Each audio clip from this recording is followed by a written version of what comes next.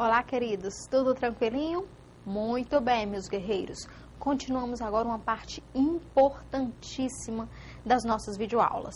É então a segunda estrutura de mercado, que nós vamos chamar de monopólio. Muito bem, é importante nas próximas videoaulas que nós trataremos desse assunto, que você possa fazer uma comparação entre tudo que nós vimos de concorrência perfeita e tudo que vamos ver de monopólio. Você vai ver que são duas estruturas totalmente antagônicas. Enquanto na concorrência perfeita ou ainda mercado competitivo, são vários jargões econômicos. Você pode chamar mercado competitivo, concorrência perfeita, estrutura de mercado, equilíbrio de mercado competitivo, enfim, são várias as maneiras que nós podemos tratar esse assunto. E aí, por outro lado, nós temos agora o chamado monopólio. Monopólio é aquela situação em que nós temos apenas um único empresário ofertando, ou ainda no jargão econômico, uma única firma ofertando bens e serviços no mercado. Você vai observar que é totalmente diferente da ideia anterior, porque na concorrência perfeita, muitos vendedores estavam no mercado para ofertar bens e serviços à economia. Eles eram determinantes, eles eram tomadores de preço, enquanto no monopólio o empresário ele é determinante de preço, ele determina o preço do bem ou serviço no mercado. Bom, nós vamos analisar tanto a estrutura de hipótese básica, a estrutura teórica que norteia o monopólio, como nós vamos sempre nos reportar a situação que nós tratávamos lá na concorrência perfeita, principalmente nas análises gráficas, no comportamento em que as curvas de receita marginal, custo marginal, elas vão se comportar quando se trata de concorrência perfeita. As curvas de receita, de custos, todas elas serão observadas nessa estrutura. Para isso, é preciso que você tenha à mão lápis e caneta e possa fazer as devidas anotações dessa importante estrutura de mercado. Monopólio é uma estrutura que sempre é cobrada pelas bancas aqui no Brasil. Significa que todo concurso que você vai tratar, que tenha microeconomia como objeto de estudo, monopólio sempre é um assunto bastante relevante e sempre cobrado nos concursos. Você vai ver que nas próximas videoaulas, após terminarmos a estrutura de mercado, eu vou trazer para vocês algumas questões referentes a concurso dos últimos anos. Se nós focarmos na Sesgran Rio, vocês vão observar que as questões elas têm se repetido, as questões elas têm exaustivamente trazido, ou a Sesgran Rio especificamente tem trazido nos últimos anos várias questões tratando de monopólio. Assunto importante, é nota de rodapé, é questão para anotar aí no seu caderninho. Pois bem, a partir de agora, nós vamos começar a estudar essa estrutura de mercado. Me acompanha, que agora o assunto é monopólio. No monopólio, há somente um vendedor no mercado para um bem sem substituto e também há barreiras na entrada de empresas que mencionem vender o mesmo bem ou um bem substituto, protegendo assim o monopolista da concorrência. O que nós podemos observar com esse primeiro parágrafo? Significa que nós temos um único ofertante no mercado, ou ainda um único produtor, que não existe bem substituto e ainda que existisse, barreiras seriam colocadas para impedir a atuação de empresas concorrentes neste mercado e assim o monopolista estaria totalmente protegido de qualquer tipo de concorrência. Tal como no caso da concorrência perfeita, os exemplos de monopólio na sua forma pura são raríssimos, mas a teoria do monopólio elucida o comportamento de empresas que se aproximam de condições de monopólio puro. Ter o poder sobre o monopólio significa simplesmente que o vendedor tem algum controle sobre o preço do produto, sem uma curva de oferta. Uma observação importantíssima que nós chegaremos aí nas próximas videoaulas. O que é importante tratar nesse slide, então, é que o monopolista, ele simplesmente é o rei do pedaço. Ele dita as regras do jogo. Ele impede que outros empresários entrem no mercado. Ele mesmo fornece o único bem e, caso alguém queira entrar para concorrer, ele impõe barreiras, sejam elas de cunho político, de cunho financeiro em termos de custo ou meramente de meio natural.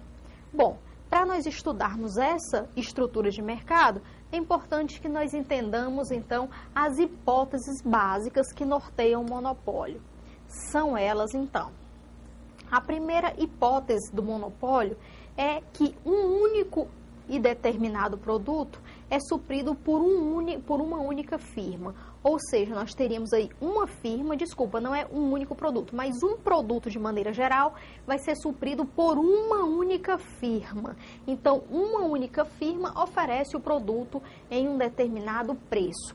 Como o produto ele não deve ter substitutos próximos, a gente vai imaginar também que seria um produto, ou seja, uma empresa oferecendo um bem ou um serviço na sociedade ou na comunidade.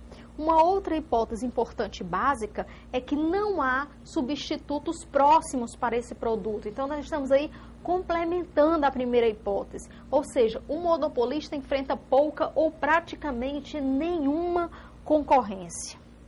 Lembre-se, ele não vai permitir que substitutos perfeitos surjam no mercado. Uma terceira hipótese importante é que existem obstáculos, ou seja, barreiras à entrada dessas novas firmas na indústria. Nesse caso, a indústria é composta de uma única firma. Vale ressaltar nesse momento que em economia nós tratamos o termo indústria. Quer dizer, uma indústria, uma determinada indústria é composta por várias firmas, né? Se nós estamos aí na indústria de produtos, digamos, já que a concorrência é perfeita, nós tratamos de mercado, né? Mercado livre, se nós tratamos de feira livre, por exemplo, a indústria é composta por todas as barracas que estão lá na feira, que vendem o produto homogêneo a preços semelhantes. Bom, no caso do monopólio, toda a indústria tem uma única firma, ou seja, é composta por uma única firma. Assim sendo, para que o monopólio exista, é preciso manter concorrentes em potencial afastados dessa indústria. Isto significa que devem existir barreiras que impeçam o surgimento de competidores, protegendo desta forma a posição do monopolista. Essas barreiras fazem com que seja muito difícil ou praticamente impossível a entrada de novas firmas na indústria.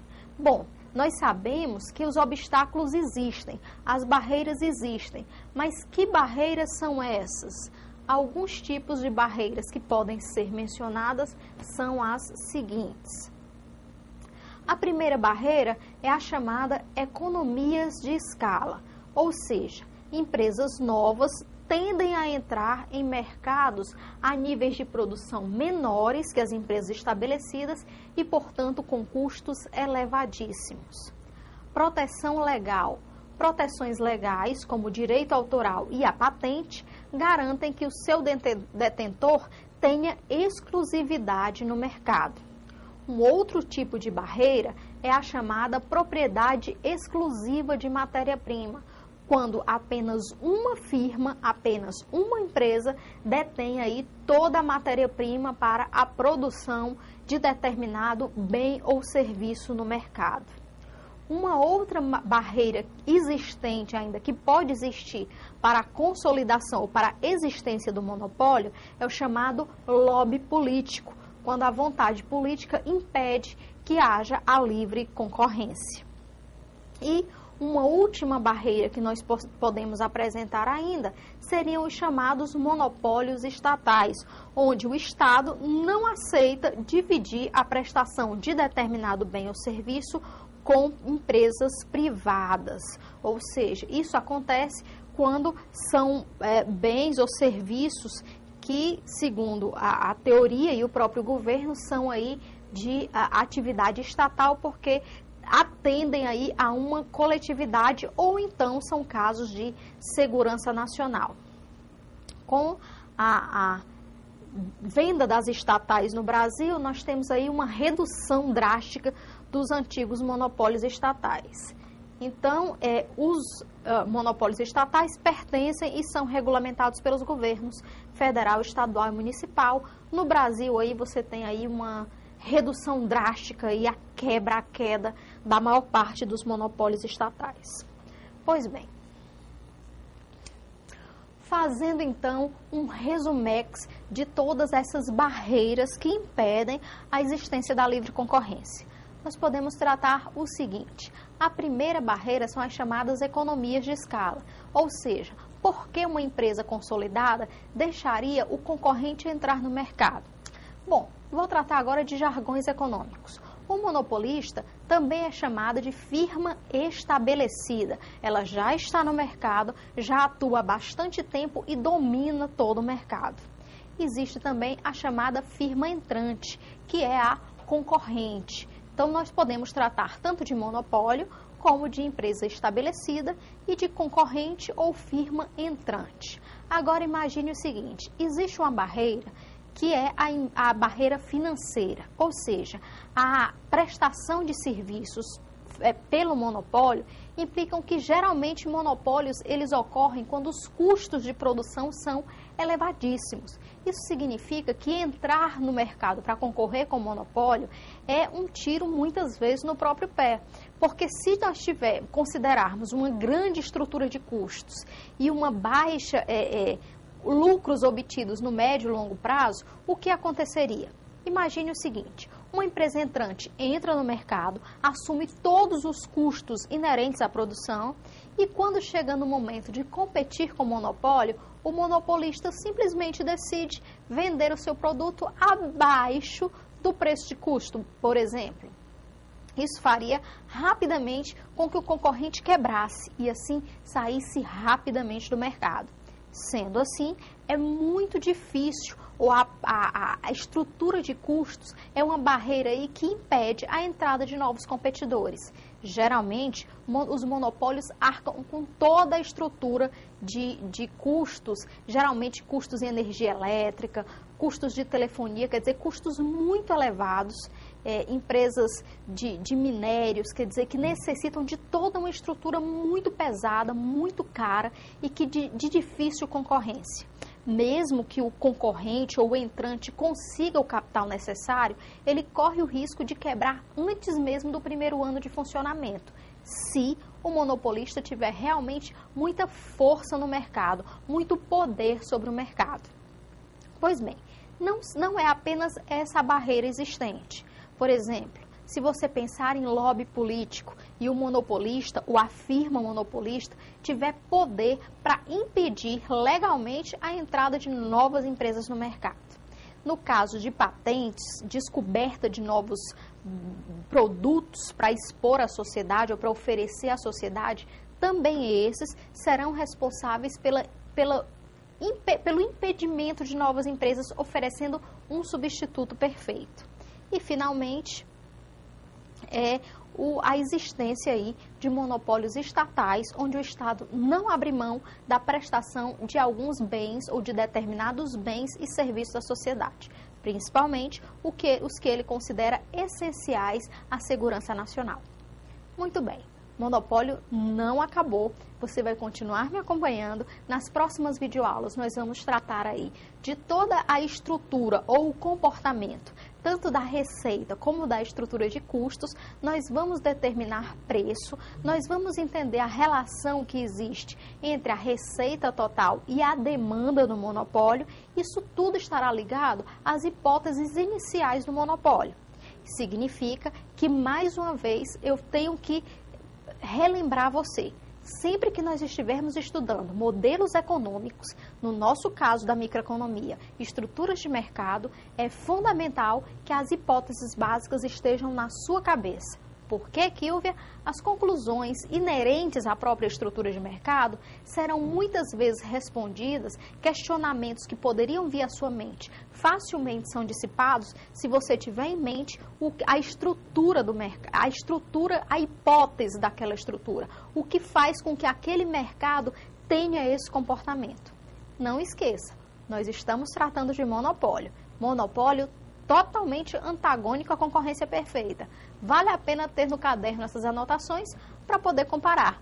Na próxima videoaula, nós vamos entender a estrutura do monopólio. Um grande abraço, eu te espero lá.